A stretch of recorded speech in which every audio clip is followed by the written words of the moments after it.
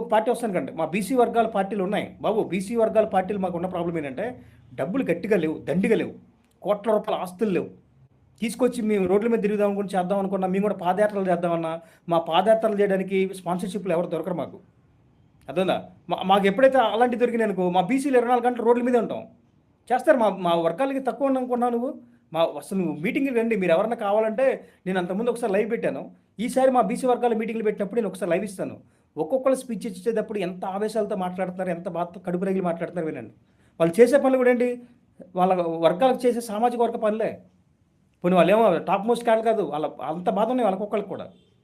అర్థందా? ఇప్పుడు చాలామంది కూడా రిటైర్ అయ్యి కూడా ఎందుకు పడుతున్నారు, మనం చేసిన దాన్ని ఇప్పుడైనా రికవర్ చేసి మనం మన వర్గాలకు న్యాయం చేయాలని ఉద్దేశం చేస్తున్నారు. మా బీసీ వర్గాలకు జరుగుతున్న అన్యాయం అంత ఇంత లేదు. మా బీసీ వర్గాలని కేవలం ఓటు బ్యాంకింగ్ వాడుకొని వదిలేశారు. ఇప్పుడు కూడా ఎప్పుడు కూడా మా బీసీ వర్గాలకు సంబంధించి మీకు ఇంత బడ్జెట్ కేటాయిస్తున్నాను ఏంటంటే చెప్పారా?